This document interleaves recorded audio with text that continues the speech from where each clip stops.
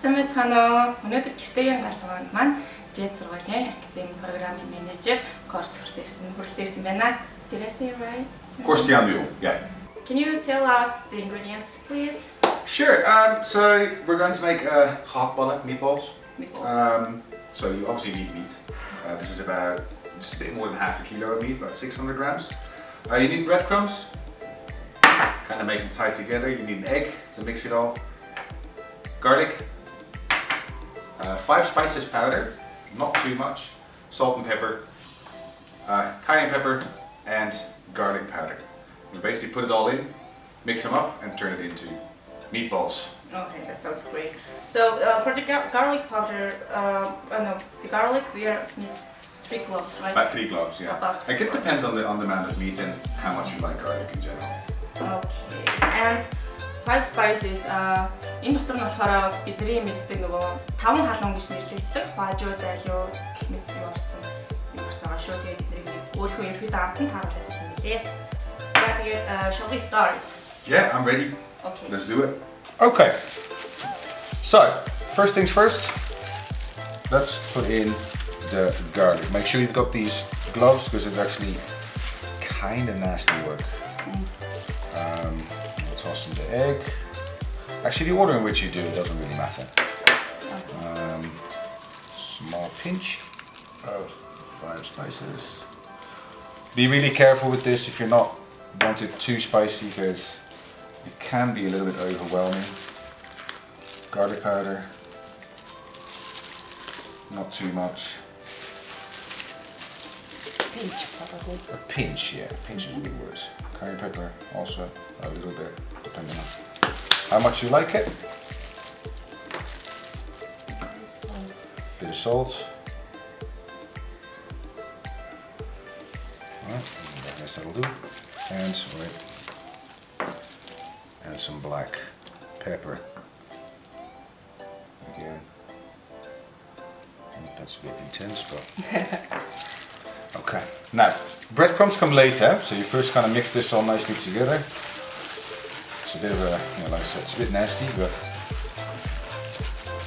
payoff, the reward is great. Okay, so for the 600 grams, it's gonna make 6 balls, right? It depends on how big you want to make them. Yeah, it could be 6, it could be 7. It's kind of like, yeah, it's up to you. I like my meatballs of a decent size. Decent size, okay. Yeah. Okay, and I see it's a bit moist, so that's why we're going to start using some breadcrumbs to make it all nice and stick together. Okay. So, don't throw everything at once, because otherwise you might have too much bread. And then you're basically making a meatloaf, which is completely different. Yeah. So how often do you make meatballs? Once every 2 weeks? Once every 2 weeks. Yeah, I do like them. They're definitely on the menu regularly. And you were saying the dishes for on Wednesday. In Holland we used to say woensdag gehaktdag, which we literally translate is Wednesday's meatball day. That doesn't mean you can't eat them on any other day, but I guess especially like, elderly people, they tend to stick with their tradition. So I mean, Wednesday is a day in which we make meatballs. And I guess it just rolls off the tongue. That's woensdag gehaktdag. I guess that'll do. Okay. So it's basically the exact same thing as making a snowball. You do pick some meat up. Right. How much you think? It's kind of have to feel it like it's basically making a proper sized snowball like this. And in Mongolia, when we make meatballs, it's much smaller than this. It's actually kind of like. Have you ever tried it? I found they're actually quite different the meatballs in Mongolia. They're a bit more like Swedish meatballs, tiny meatballs. They're very tasty too. When you have a nice round ball shape, you just put it on the plate like that. Nice, perfect. Okay.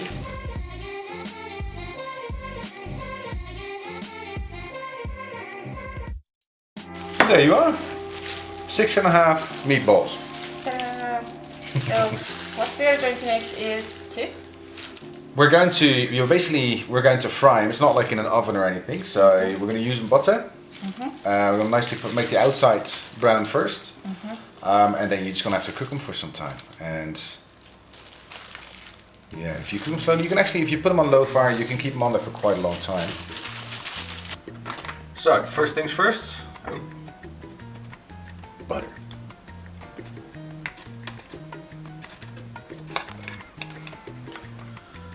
You can cook them in oil if you want to, but then you don't get a really good gravy, which is actually one of the benefits of making meatballs this way. You get a very nice gravy from it.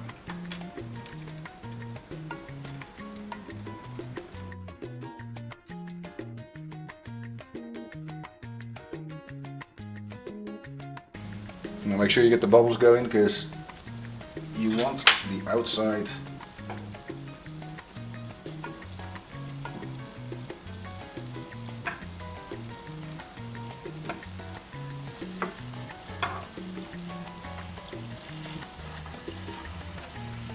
space.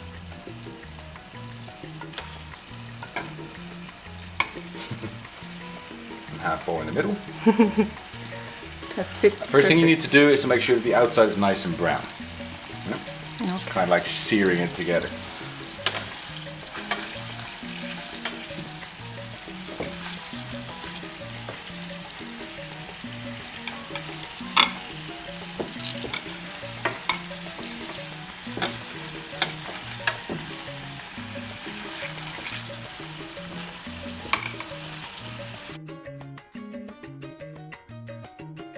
I like some onions. These are optionals, but I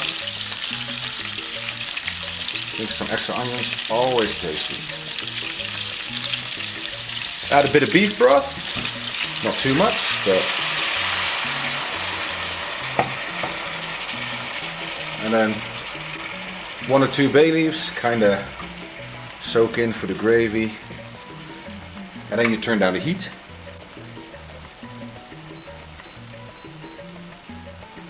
And you close them up nicely.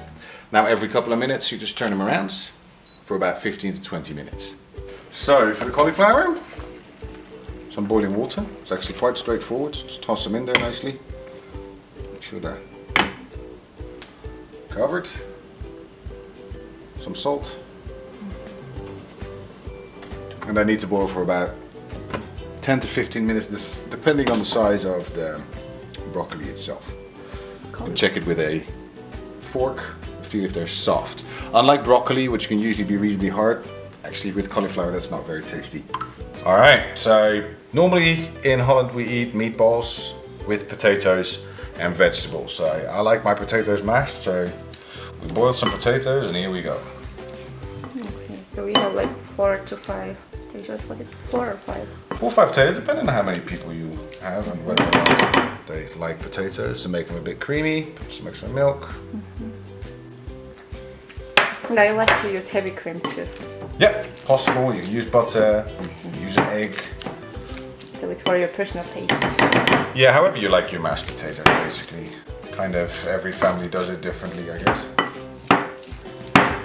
So after about 10-15 minutes, it's time to check on the old cauliflower. Just take a fork and just, it doesn't have to be super soft, but you see, fork goes in easily. So that means this is ready. I'm going to take this off and drain it. Here you have your cauliflower. Before you serve it, it's actually nice to put in a pinch of nutmeg. Nutmeg is interesting. In Mongolia we don't really use nutmeg. Yeah, how often do you use? Actually, I don't use it a lot. I just like it on the cauliflower, because cauliflower itself is not doesn't have a lot of taste. So the nutmeg kind of just makes it pop a little bit more. It's a good texture together with the potatoes and the meatballs. It's healthy. I like to add a little bit of spice to it. Nice, looking very nice. See, they're getting a nice darker color on the outside.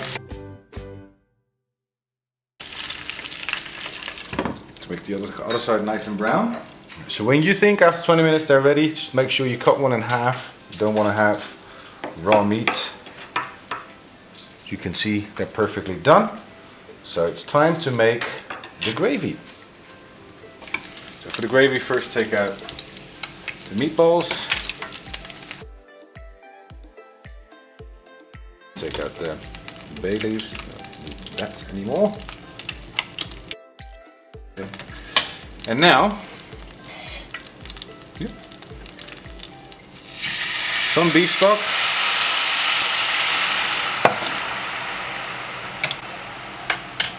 Nicely grind out the leftover meat from the bottom. That makes it really tasty.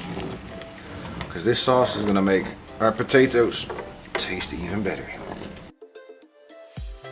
In order to kind of make it a bit thicker and give it a bit more of a pop, we'll use some tomato pasta. Don't overuse it, because then it will just be a tomato sauce and you don't want that. Just wait until it boils and then it's done. And now for the best part, I like to drape my meatballs with applesauce. It's a personal favorite. You should really try it. I think you'll like it. It's not a common thing to do.